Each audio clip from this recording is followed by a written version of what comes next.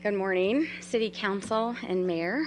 Thank you for giving us the opportunity to attend today's meeting and to participate and let everyone know a little bit more about our nonprofit. I am Nicole Norona, spelling for the clerk, Norona, and I'm the founder of the Norona Effect and stand before each of you today as a wife, a mom, a long-term resident of Lake Havasu, and a constituent of our beautiful city, asking for you to objectively consider allocating city grant funding in the amount of $10,000 annually for fiscal year 2017 and 2018. The Norona Effect was founded in 2014, and in 2015, I spoke to Mayor Nexon and as well as the City Council at that time, mainly for the purpose of awareness and to tell our daughter, Sierra Norona's story in full. In short, she was taken to Havasu Regional Medical Center, ER, on May 2nd of 2014 and deemed critical for the need of blood. She had less than half of the blood in her body. She was 2 years old at that time. That day, our family learned 3 life-changing facts. Number 1, Havasu Regional Hospital does not give blood, or any infusions for that matter, to children. And to define it moving forward, I mean that of 0 through the age of 18. Number 2, no one, including family or anyone else, is allowed to directly donate blood in those situations. There is an option to have it sent out. However, it takes 2 days for return of blood for type and cross and screening, which I have since learned. And number 3, parents are not allowed to remove their children from the hospital in a critical emergency. Was something that I learned that day. And as a matter of fact, there are 5 area hospitals that serve Mojave and La Paz County. Kingman Regional, obviously serving the Kingman area. Western Arizona Regional in Bullhead City. Valley View Hospital in Fort Mojave. Havasu Regional right here in Lake Havasu City. And La Paz Regional serving the Parker area. None of these 5 hospitals provide life-saving infusions for any children.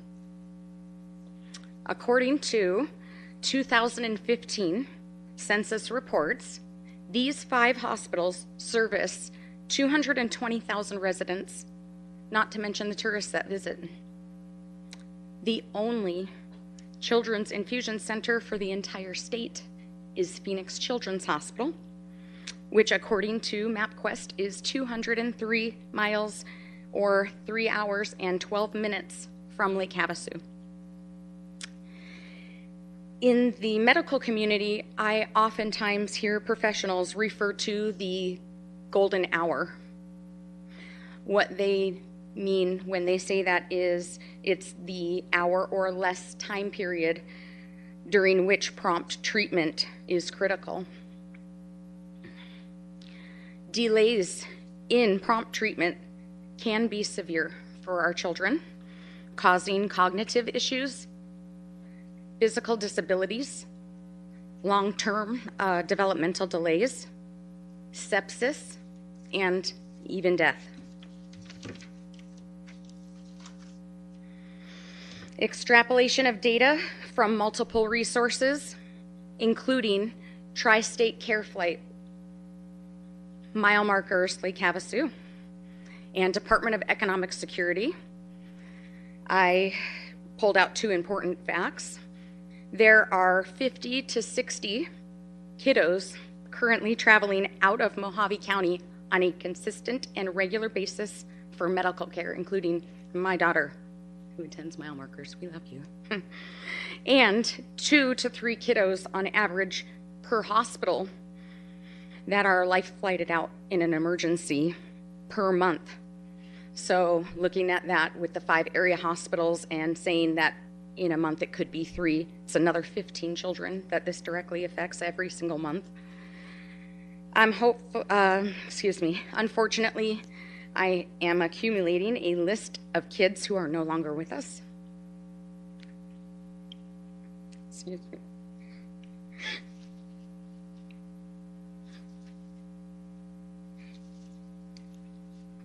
Excuse me. As well as kids with side effects from delayed care. Each of us knows families that have moved for their children's health care needs, and I personally know people in city positions, county positions, excuse me, that have declined promotions due to this. I am hopeful regarding revitalization plans and Vision 2020 and 5 pillars for Lake Havasu.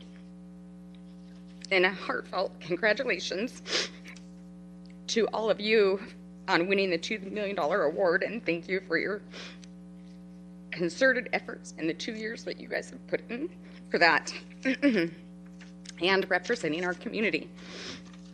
I truly am excited to see the progress of these plans as they are executed. I'd like to speak specifically about battling demographic starvation for a moment. The median age in Lake Havasu City is 53, as compared to 35 in the state of Arizona. All of these revitalization plans focus on decreasing the median age by 2 to 3 years in a 5 to 7 year period. To do this, I believe the goal is twofold. First, retention of current residents, and second, attraction of new residents. Immediate impacts of a children's infusion clinic opening here in Lake Havasu City. It will generate property and sales and income taxes. It will create new jobs as well as higher education positions. It will enrich student life and quality of education at both MCC and ASU by offering local clinical hours that are not currently available in our city at all for medical. It will attract patients and their families from surrounding areas who also do not have these services provided, and they will be spending money on everything from pharmaceuticals to fuel, lodging, and food.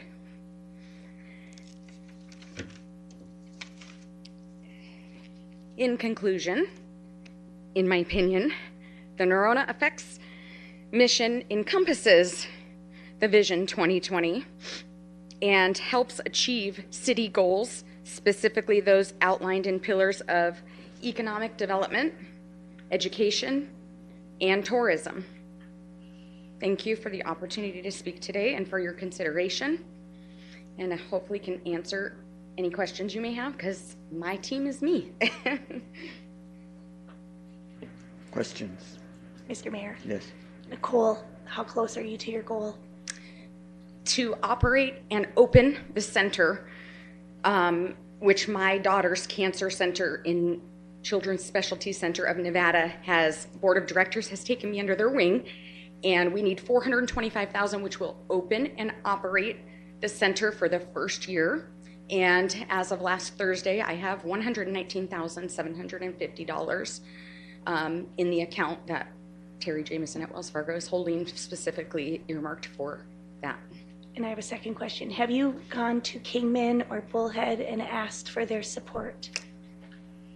I have not yet at this time. However, I have been writing grants in addition to speaking at all of the local civic clubs, and that has honestly where most of the money has come from. I divide my time between obviously caring for my daughter, who's still battling leukemia. She's 4 now, battling for the second time. And anyhow, there's been a lot of great business leaders and businesses that have contributed, but I have not specifically asked other cities, but I am learning how to grant write. And I just got awarded a $10,000 grant from Toyota, which it hasn't been. It came from Toyota National and Anderson's supported that, but that was probably my biggest allocation for the funding. But Parker, Walmart, and a couple of others have also done that, but that's only by writing. And one more question. Do you have a location that you're looking at? There is, yes, there is. I've been working with the CEO, Michael Patterson at the hospital, and I'm really excited. He's the first CEO of the hospital that's bought a house and has his family here, so I'm hoping he's here for a long time. He's been making changes. He's aware of what's happening, and it's not saying anything bad about the hospital. You just can't be good at something you don't do. They don't do it. He's concerned. He's a dad, those types of things. So to get back to your question, I have to be, because of federal regulations, within 2 miles of a helicopter pad, which would be for the hospital. If my plan A doesn't work out and they cannot allocate space to me, because I would like to gift this to them. I'm not a doctor or an attorney. I don't know how to run it. So that's the plan. They are open to the plan. However, until it comes to fruition, there isn't any agreement at this point. We are continuing to meet, and the Michael Phipps, thank you if you're here or listening. He runs the blood lab, and we are locally working on changes to at least having blood available. I can't get blood. My daughter's had 51 blood transfusions through her battle, and even with a pre-order, they won't give it. So we're working on that to make those small changes immediately. All right, good job. Thank you for your hard work. Anyone else? Mr. Mayor? Yes. Yeah, no, great job, and I appreciate your passion and your fight for this, and definitely can see where it's going. So you don't have a full commitment yet from the hospital? I don't. Okay. Michael Patterson and I have met with others, CFO and things like that, a handful of times. I just went to the grand opening of the cancer center and said, wow, it looks like enough room to treat some kids in here. And, we have that type of a thing going on, and we're keeping the discussion open. I'm updating him with where I'm at on the funding. My intention is to gift it. I didn't realize they are I do realize they're for profit.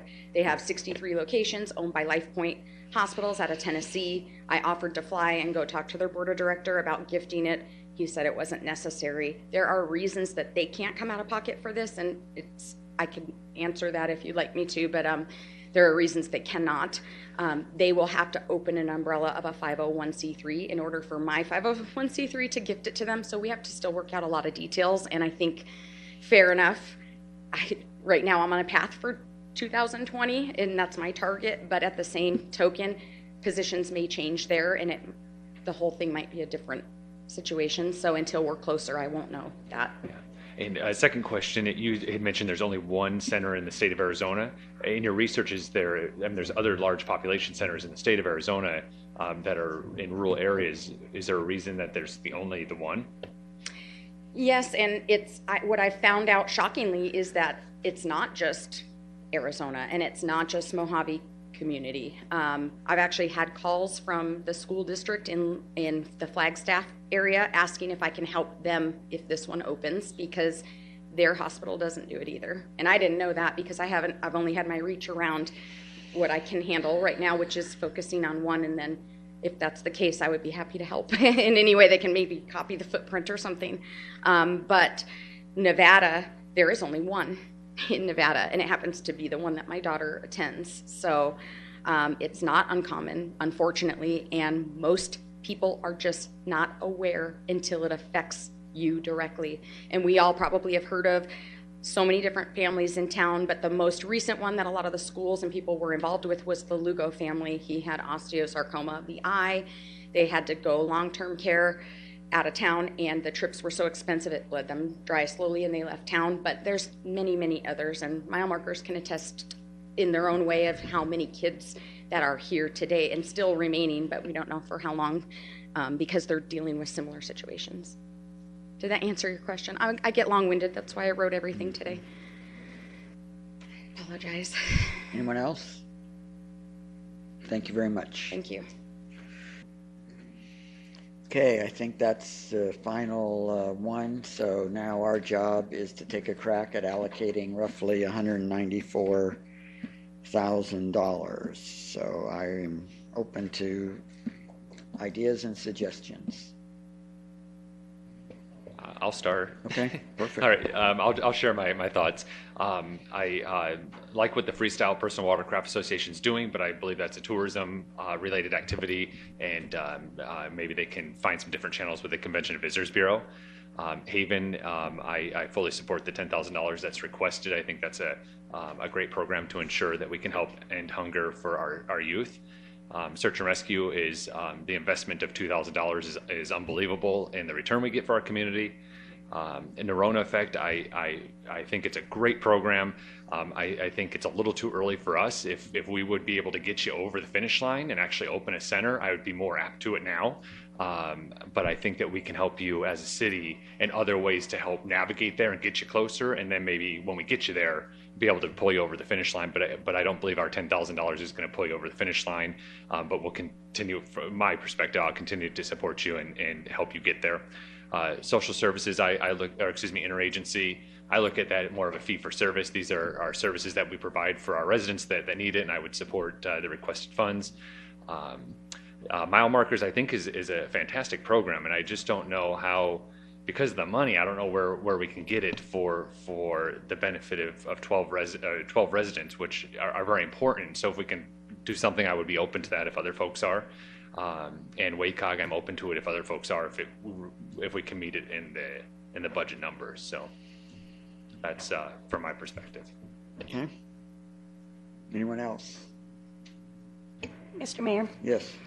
I cannot make a honest request today without having some of the current items that I asked for today, specifically with interagency. And I have to disagree with the Norona Effect. I actually would like to see them receive more, because this is a great thing for our community. We're trying to keep families here, and this is a very, very small amount of money she's asking for a huge feat that she's going for. Anyone else? Mr. Mayor, I have to say that I pretty much agree with most of what Cal said. I think that we would love to help every organization that's here. And the one that, I have the hardest time with is the Norona Effect, because obviously we can tell how near and dear it is to you, and it really is to all of us too. But I agree, if we could give you the money that would make it there, if we had the agreement with the hospital of yes, I think we would all knock down every door there is to get that going. But at this point, unfortunately, the gap is still gigantic. I know, and maybe there's some in there that we can work in that will help, but I think we need to move forward with that.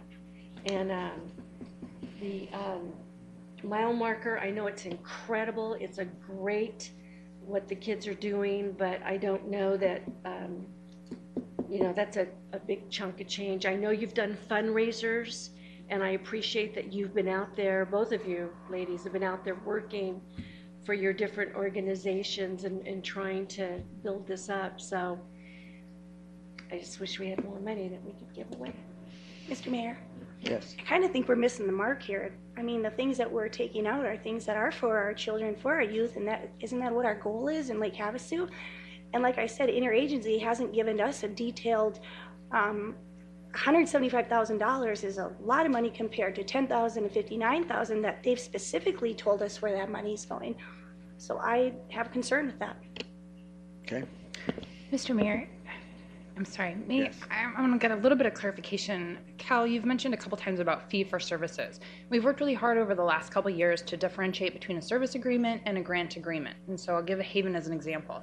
The city has a specific services agreement with Haven for them to provide specific services that the police department needs in order to do their job. If Haven didn't provide those services, we would have to go out and find another provider to provide those services in order to do our job. So we consider that to be a services agreement. We've had agreements with the past with interagencies specific to the voucher program, where we entered into a service agreement for them. So that's services we need them to provide us in order for us to complete our jobs or do our program. And so you've kind of thrown out fee for services a couple times, and we aren't considering at this time, unless you give us different direction, what interagency is asking for as a services agreement. So if we need to look a little bit deeper into that, if you think there's things that they are providing that we need to do our job at the city, not just that they're all important services, but things that we do specifically and they help enhance that or provide us services, we consider those to be service agreements. Otherwise, they're grant agreements. So I just want to. So we currently have service agreements then with interagency for different things? Well, we did for the voucher program. Currently, I don't believe we have any services agreements within our agency. So. Okay, yes, that's probably where I'm just pulling it over from. And that's fine. Yeah, I just wanted to make sure gotcha. if we want to move in the direction of a services agreement with any of those providers because you think that they're providing a service that's specific to something that we provide or enhance or something specific that the city does, then we consider those to be service agreements and we need to move in that direction. So I just want to make that clear because we have other agreements with some of the people on the board, but it's very specific to services that they provide in order for us to do our jobs.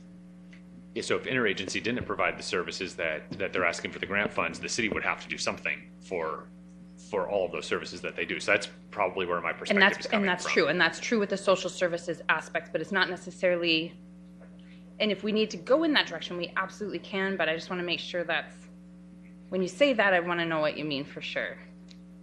And that's what I mean, is that, the city, that we would have to do something, if we didn't give them that grant to provide those services, that the city would somehow have to facilitate the services that they're providing to the residents that they serve. So, Do we have a services agreement though for the courts?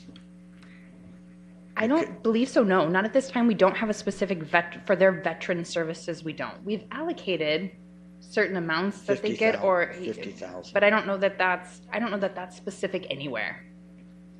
I think that's a To general me, that's earmark. something that probably could be a service, because we have to, whether we use interagency or other agencies to do the counseling, somebody has to do it. But then, I mean, but to do it this time, we'd have to go back and kind of look at things because that $50,000 would have to come out of the budget somewhere. If it doesn't come out of here, it would have to go out somewhere, then I don't know that there's any wiggle room anywhere else. Mr. Mayor, to tag on to that, you'll recall that several years ago, the $50,000 was fronted in anticipation of receiving a SAMHSA grant. Right. And I understand that we've come close, but we're not quite there with the grant process yet, so we're keeping it going. But at some point, we do expect that grant will come through, and then that will drop off of what the city pays interagency. Okay, got it. Mr. Mayor, Yes. and I think that's what I was asking for, if I could actually see that $50,000 is going to the vets court, I fully support that. I'm just asking $175,000 for services, plus the amount of money they receive in donations and other grants. They receive quite a bit of money that some of these other agencies they don't receive.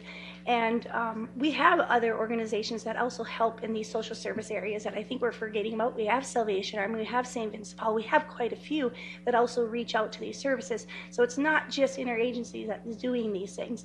I do appreciate everything that interagency has helped with Veterans Court. I would never want to take that away. I just would like to see some detailed line on the rest of the money. Okay. Mr. Mayor? Yes. Yeah, Councilmember Lynn, we will get that. I mean, so right now we have to give staff direction of some sort so they can go to the next step, and then we can approve from there once you have the information and it's satisfactory or it's not. But Yeah, I think I heard they just now finished the audit. So, anyone else? Mr. Mayor, I wish we did have more money. What I think it boils down to is where do we get the biggest bang for the buck for helping the most amount of people that we can. And with interagency, I agree with Councilmember Lynn. I would like to see some of those financials myself, not just the outdated ones and the results of the audit. But with that said, they do provide quite a service, and we have to put our money where it does the most good today. And that's the only issue I have with the Norona effect is what bang for the buck are we getting this year, where we're still a couple years out before we can open something up. I think what you're doing is absolutely wonderful. I wish I had $10,000 in my pocket I could just give you, because I think what you're doing is wonderful, and the children of the community do need that.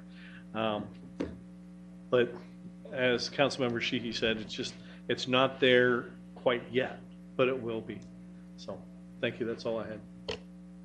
Mr. Mayor, I have a question for Katie. You had mentioned any amount you would accept, obviously. What would, and if you could come to the microphone so folks could hear, what would, if you did get anything, how would that, because you need the 59 to get started. So would it just be like put it in a bank till you raise the 59, or would it? I'm glad that you asked that because I actually came up with that answer at 1 a.m. No, what we would do is we would probably start the first phase, which would be to get the curriculum, and we would love to be able to send 2 therapists to that training to get the full benefit of the curriculum. Now, we do have the educational level to go ahead and look at the curriculum and kind of start it on our own. And so what we would probably use the money for, even if it was a few $1,000s, is to purchase the curriculum, and then we would find extra grant funding to actually fund the therapy sessions moving forward, because that's where the bulk of the money is. I mean, we have master and PhD level therapists at our clinics, so and they aren't easy to come by. So we do need to pay for their services. So, Mr. Mayor, I would then revise everything I said earlier. I would then also recommend that we do the $2,703.12 for the curriculum to mile markers, and then use $2,000 towards the WACOG grant for the Tai Chi, which would get us to a little less than 194.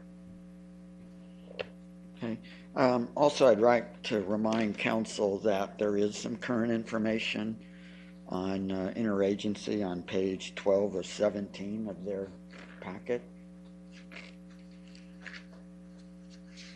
It has their current fiscal year estimated actuals, the 17-18 budget, 18-19 budget. So, and then on the page prior to that, it lists their various services that they're providing. So just no quarrels over getting the more recent audit. I don't have a problem with that. But just wanted to make sure that people were aware that that was in there. Okay, so you're adding $2,700 for mile markers, is that what I heard? Yes, and that would take care of the cost of the curriculum. And WACOG 2,000. We're trying to keep track over here, so I was gonna read a couple numbers to you and then tell you the total we have, just to let you know and make sure I've got kind of the direction generally. I've got 191.7. I've got 189.9. So I've got 10,000 for Haven, 2,000 for search and rescue, 175,000 tentatively in for social for interagency, 2,700 for mile markers, and 2,000. Oh, I got a zero missing. So you're right, Mayor. Okay. 21.7. Okay. I'm good with that. And we'll make it subject to getting the audit of the, where's Michael? Did he leave? Okay, so we'll make it subject to getting that audit. The other thing I would like to get out of interagency is a little more detail on exactly how the 175 would be allocated. I think that would be appropriate. We'll follow up and bring that back to council as soon as we get it. And what'll happen is these numbers will be plugged into the budget as we go forward for your final adoption in June. Yeah, and to make Councilmember Lynn and Lane a little more comfortable maybe with that allocation, then when they do their quarterly report, we could see, okay, here's how you said you'd spend it. How did you spend it? And get some. I think that'd be perfect. Yeah. Thank you.